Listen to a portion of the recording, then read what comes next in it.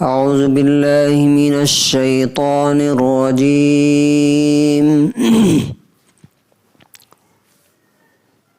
بسم اللہ الرحمن الرحیم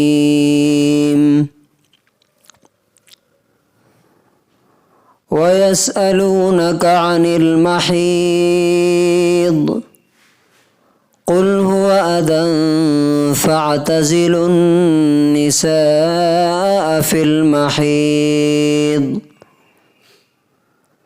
وَلَا تَقْرَبُوهُنَّ حَتَّى يَطْهُرْنَ فَإِذَا تَطَهَّرْنَ فَأْتُوهُنَّ مِنْ حَيْثُ أَمَرَكُمُ اللَّهُ إِنَّ اللَّهَ يُحِبُّ التَّوَّابِينَ وَيُحِبُّ الْمُتَطَهِّرِينَ۔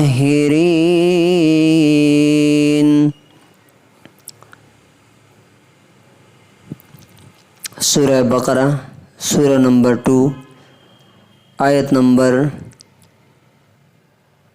222 222۔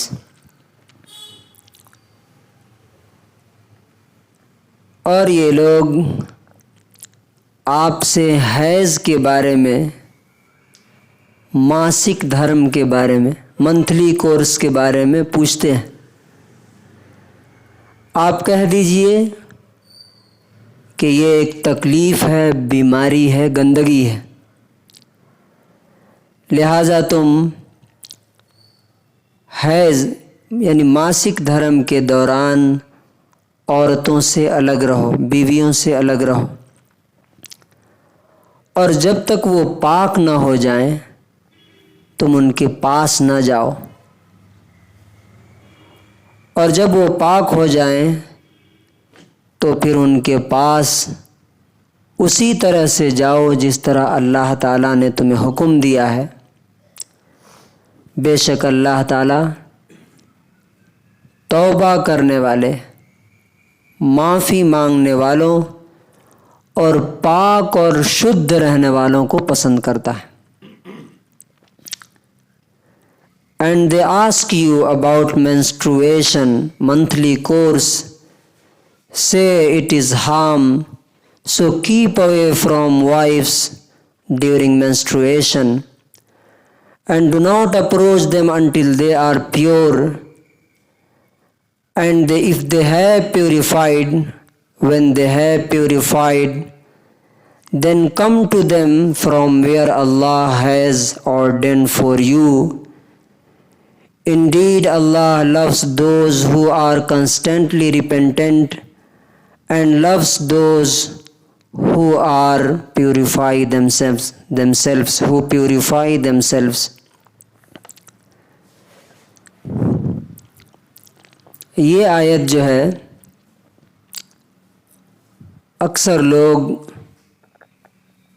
نہ خود سمجھتے ہیں نہ اپنے گھر والوں میں ڈسکس کرتے ہیں، ان کو شرم آتی ہے،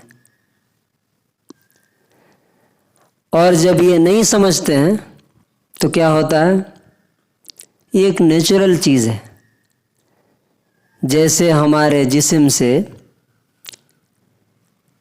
دوسری بہت ساری گندگیاں نکلتی ہیں، اسی طرح سے یہ بھی ایک چیز ہے، نیچرل ہے، اس کو انسان ختم نہیں کر سکتا، اللہ نے بنایا ہے اسے۔ اب اگر ہم اس کے بارے میں جانیں گے نہیں، ڈسکس نہیں کریں گے، معلوم نہیں ہوگا، تو ہماری عورتیں ناپاک اور گندی رہیں گی، اور ان سے جو ایون کہ مرد بھی برائی اور حرام کام میں مبتلا ہو جائیں گے، جب ان کو پتہ نہیں رہے گا کہ حیض کا، ماسک دھرم کا کیا حکم ہے، اس کے بارے میں کہ شریعت نے کیا کہا۔ اور ایک اور چیز یاد رکھیے، اسکولوں میں جو لوگ بہت ان چیزوں کو ڈسکس کرتے ہوئے شرماتے ہیں نا، ان کی بچیاں جب اسکولوں میں جاتی ہیں نا، تو ان پرائیویٹ یا جو لوگ اعتراض کرتے ہیں، آبجیکشن کرتے ہیں نا، تو ان پرائیویٹ پارٹس کے ڈائیگرام بنا کر کے باضابطہ ان کے ٹیچر سب کے سامنے سمجھاتے ہیں۔ وہاں شرم نہیں آتی، وہاں بے حیائی نہیں ہے، وہاں سب ٹھیک ہے۔ قرآن حدیث کے بارے میں جب بات آ جاتی ہے تو وہاں لگتا ہے کہ یہ شرم کی بات ہے۔ اب اس میں اللہ تعالیٰ نے کیا کہا؟ پہلی چیز کہ یہ لوگ آپ سے حیض کے بارے میں، ماسک دھرم کے بارے میں پوچھتے ہیں۔ یہ سوال کیوں پیدا ہوا صحابہ کرام کے ذہن میں؟ اس وقت ان کے پاس جو قوم رہتی تھی، یہودی قوم، ان کے یہاں جو وچار پایا جاتا تھا اس بارے میں، منتھلی کورس کے بارے میں، وہ عورتوں کے ساتھ ظلم تھا۔ وہ کیا تھا کہ جیسے ہی ایک عورت کو حیض آئے، منتھلی کورس آئے، اس کو وہ لوگ گھر سے بھی الگ کر دیتے تھے، کھانے بھی الگ کر دیتے تھے، ایون کہ ٹچ کرنا تو بہت بڑی چیز ہے، ٹچ بھی نہیں کرتے تھے۔ بلکہ آج بھی آپ دیکھیے گا دوسری جگہوں پہ باضابطہ بلڈنگیں بنی ہوئی ہیں کہ وہاں پہ جب بھی عورت کو اگر حیض آتی ہے اٹھا کے اسی میں ڈم کر دیتے ہیں لے کے۔ اب یہ کتنا بڑا ظلم ہے معلوم ہے؟ پہلی چیز تو یہ ہے کہ اللہ تعالیٰ کہتا ہے کہ قل هو اذن، یہ ایک بیماری ہے، یہ ایک تکلیف ہے۔ اور آپ کو معلوم ہے آج ریسرچ بتاتی ہے کہ ایک عورت کو جب منتھلی کورس آتا ہے، پیریڈ آتے ہیں، تو اس کے اندر بیماری کے 150 سمٹمز پائے جاتے ہیں۔ اب وہ بیچاری ایک تکلیف سے گزر رہی ہے، ایک مصیبت سے گزر رہی ہے، اور اس کو اٹھا کے اور ڈم کر دیا الگ لے جا کر کے کہیں، تو ڈبل ظلم ہو گیا نا اس پر۔ اور اسی تکلیف کو دیکھتے ہوئے اللہ تعالیٰ نے اس کی نماز معاف کر دی ہے، جو دوسری کسی حالت میں معاف نہیں ہے سوائے ایک بچے کی پیدائش میں۔ تو یہ اس کا یہ جواب۔ دوسری طرف کرسچن تھے، ان کے ہاں اس بارے میں یہ تھا کوئی پرہیز نہیں، آپ حیض کی حالت میں عورتوں کے پاس جاؤ، کسی حالت میں جاؤ، کوئی پرہیز کی بات نہیں۔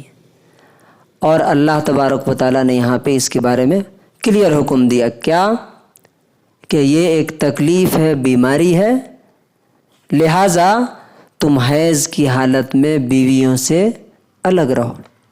اب بیویوں سے الگ رہو کا مطلب کیا ہے؟ یہ قرآن میں نہیں ہے، یہ حدیث میں نبی صلی اللہ علیہ وسلم نے بتایا۔ بیویوں سے الگ رہنے کا مطلب یہ ہے کہ صرف مرد اور عورت کا تعلق قائم نہیں کر سکتے، سیکشول انٹرکورس نہیں کر سکتے، اس کے علاوہ آپ اس سے گلے مل سکتے ہیں، اس کو بوسہ دے سکتے ہیں، جو بھی کر سکتے ہیں اورل سیکس کے علاوہ، چونکہ خود رسول اللہ صلی اللہ علیہ وسلم کے بارے میں آپ کی بیویوں نے بتایا۔ پھر فرمایا وَلَا تَقْرَبُوهُنَّ حَتَّى يَطْهُرْنَ، جب تک کہ وہ اس بیماری سے، اس گندگی سے پاک نہ ہو جائیں تب تک ان کے قریب نہیں جانا۔ اور پھر یہاں قریب جانے کا مطلب وہی ہے، اس لیے کہ رسول اللہ صلی اللہ علیہ وسلم کے بارے میں خود حضرت عائشہ رضی اللہ عنہا فرماتی ہیں کہ حیض کے دوران نبی صلی اللہ علیہ وسلم ہمیں حکم دیتے تو ہم اس جگہ پر کپڑے باندھ لیتے اور نبی صلی اللہ علیہ وسلم ہم سے ملتے تھے، گلے ملتے تھے، اور یہاں تک کہ کھانا بھی ساتھ میں کھاتے تھے، بیٹھتے بھی تھے۔ اس کے بعد فرمایا فَإِذَا تَطَهَّرْنَ فَأْتُوهُنَّ مِنْ حَيْثُ أَمَرَكُمُ اللَّهُ، جب وہ پاک ہو جائیں، پاک ہو جائیں مطلب وہ بلڈ، وہ خون آنا بند ہو جائے، تو 7 دن نارملی رہتا ہے، تو فرمایا فَأْتُوهُنَّ مِنْ حَيْثُ أَمَرَكُمُ اللَّهُ، ان کے پاس اس طریقے سے جاؤ جس طریقے سے اللہ تعالیٰ نے تمہیں حکم دیا۔ اب اس میں ایک بہت بڑی بیماری کو ڈسکس کیا گیا، وہ کیا ہے کہ اللہ تعالیٰ نے ہر چیز کے لیے جگہ فکس کی ہے۔ اب انٹر کورس کے لیے، سیکشول ریلیشن شپ کے لیے مرد اور عورت کا اگلا حصہ ہے۔ یہاں پہ کیا ہے، بہت ساری کنٹریز میں، بلکہ اب مسلمانوں میں بھی یہ چیزیں ہیں جو اور خود خاص طور سے جو لوگ یہ نہیں جانتے، نعوذ باللہ ایسی غلط فہمیاں جاہلوں کے اندر پھیلائی گئی ہے۔ ایک بار ایک شخص بتا رہا تھا کہ حضرت ابو بکر صدیق رضی اللہ عنہ کے بارے میں سوچئے کہ انہوں نے ایک بار اپنے بیوی کے پچھلے حصے سے نعوذ باللہ انہوں نے فائدہ اٹھایا اور یہ غلط کام کیا۔ اب سوچیے جن صحابہ کرام کے بارے میں یہ تصور نہیں کیا جا سکتا، مسلمان ہو کر کے ایسا بول رہا ہے، کیوں؟ اس لیے کہ اسے معلوم نہیں ہے یہ آیت۔ تو یہاں پہ کہا گیا کہ جب وہ پاک ہو جائیں تو وہاں سے ان عورتوں کے پاس آؤ جہاں سے اللہ تعالیٰ نے حکم دیا، اور وہ کون سی جگہ؟ جہاں سے بچے کی پیدائش ہے۔ اور جب انسان اس سے الگ ہوتا ہے تو ایک تو عورت کو بھی تکلیف دیتا ہے اور دوسرے نسل انسانی کو خراب اور برباد کرتا ہے، تباہ و برباد کرتا ہے۔ اور لاسٹ میں اللہ تعالیٰ نے فرمایا ان اللہ یحب التوابین و یحب المتطہرین، بے شک اللہ تبارک و تعالیٰ توبہ کرنے والوں کو پسند کرتا ہے۔ اب انسان ہے، نہ انجانے میں کبھی غلطی ہو گئی، معلوم نہیں تھا، یا جذبات میں مغلوب ہو کر کے حیض کی حالت میں، رسول اللہ صلی اللہ علیہ وسلم نے فرمایا کہ جس نے اپنی بیوی کے پچھلے حصے میں غلط کام کیا، اس نے اسلامی شریعت کو جو میں لے کر کے آیا ہوں اس کا انکار کر دیا۔ اور حیض کی حالت میں جس نے اپنی بیوی سے انٹرکورس کیا، یہ بھی بڑا اور کبیرہ گناہ ہے۔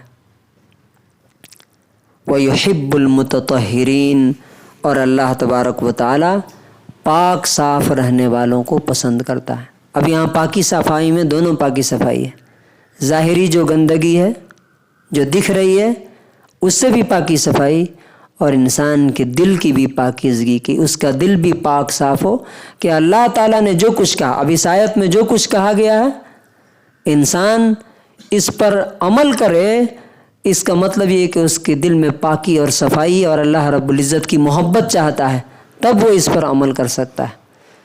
تو اس آیت کا کنکلوژن اور خلاصہ یہ ہے کہ حیض کی حالت میں، منتھلی کورس کی حالت میں انسان اپنی بیوی سے الگ رہے، پاکی کی حالت میں وہ جا سکتا ہے، اور وہیں سے جا سکتا ہے جو بچے کی پیدائش کی جگہ ہے۔ دوسری اور کسی طرح سے اگر وہ جاتا ہے اپنی عورت کے پاس تو یہ بہت بڑا گناہ ہے اور جرم ہے۔ اللہ تبارک و تعالی ہمیں اس آیت پر عمل کرنے کی توفیق نصیب فرمائے۔